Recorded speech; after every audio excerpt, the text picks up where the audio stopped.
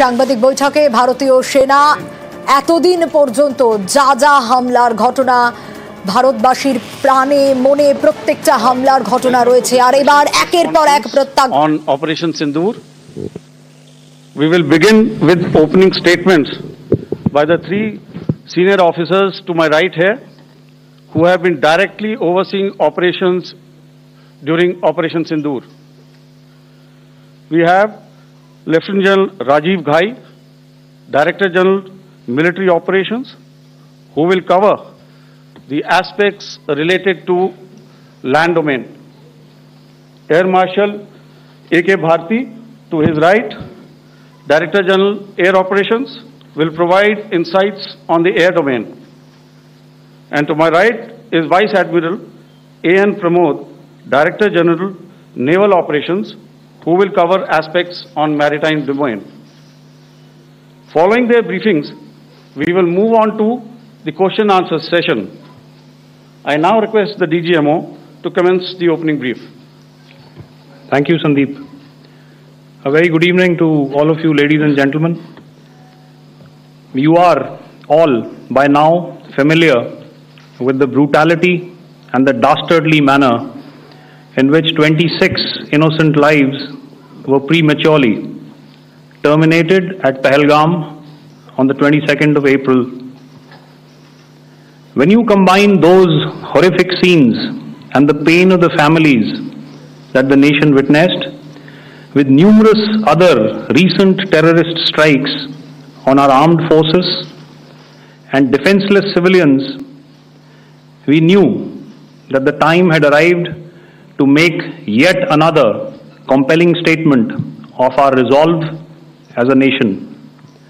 Operation Sindoor was conceptualized with a clear military aim to punish the perpetrators and planners of terror and to destroy their terror infrastructure. What I do not state here, of course, is the often stated determination of India and its intolerance to terror.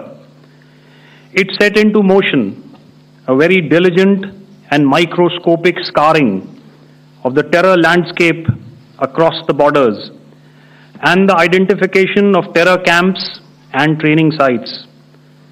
The locations that emerged were numerous, but as we deliberated more, we realized that some of these terror hubs were now bereft of any presence and had preemptively been vacated, fearing retribution from us. There was also a term of reference and our own binding, self-imposed restriction to target only terrorists and thus prevent collateral damage.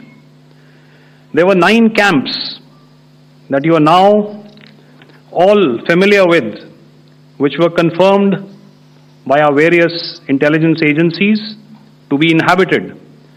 Some of these were in POJK, while there were others that were located in the Punjab province in Pakistan.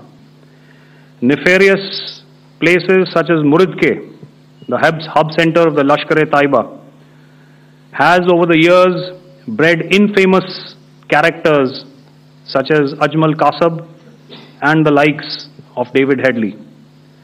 What followed was a careful scrutiny of each of these sinister locations, their layout, configuration, even the type of construction in each structure, and the terrain obtained around these.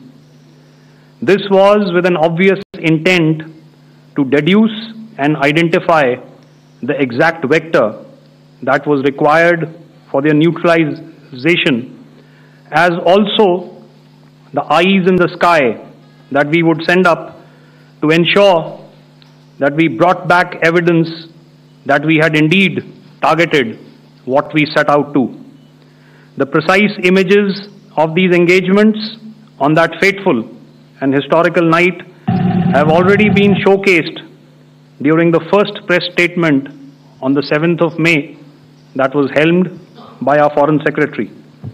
I have no doubt in my mind that we achieved total surprise, and those strikes across those 9 terror hubs left more than 100 terrorists killed, including high-value targets such as Yusuf Azhar, Abdul Malik Rauf, and Mudassir Ahmed, that were involved in the hijack of IC-814 and the Pulwama blast. The line of control was also violated soon after by Pakistan, and the erratic and rattled response of our enemy was apparent from the number of civilians, inhabited villages, and religious sites such as Gurudwaras that were unfortunately hit by them, leading to a sad loss of lives. The Indian Air Force played a major part in these strikes by engaging some of these camps, and the Indian Navy provided wherewithal in terms of precision munitions.